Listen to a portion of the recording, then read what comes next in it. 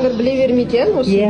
Мына тілдің бетін, екі тістің жағын, сосын мына тістердің мына жақтарын таңдайды бір рет отпен аластау керек. Өйткені бір қабат терісі түсу керек.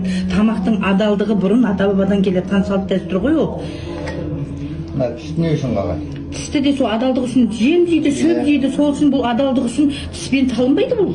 Тісті алып тастау керек. Мынада да сол жақты алып тастаймыз. Ең бірінші тазалық дейсіз ғой. Тазалық қой, тамақты тазалықпен жеу керек. Сонда денсаулық жақсы болады. Адам ол көрінген нәрсені жіберсе, адам өзіне өзі жаңағы ауру тауып алады ғой. Бүткіл аурудың бәрі содан келеді. Иә, әртүрлі ол шөпте болады ол дегеннің бәрі.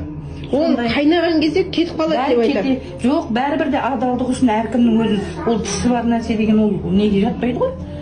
Адалдыққа жатпайды ғой. Все, түсінікті.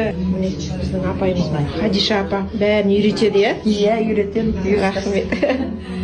Түсіру әдісін көрсетеміз. Бірінші, мынау басты, мына басты үйшіп тазалап, жуып саламыз. Терем.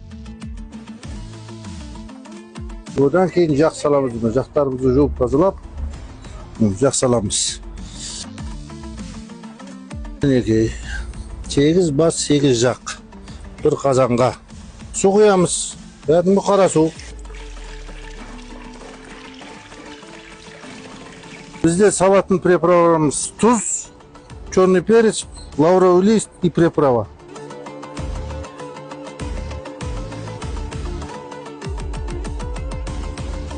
Осымен басымыз 4 сағатта қайнап дайын болады. Жабамыз.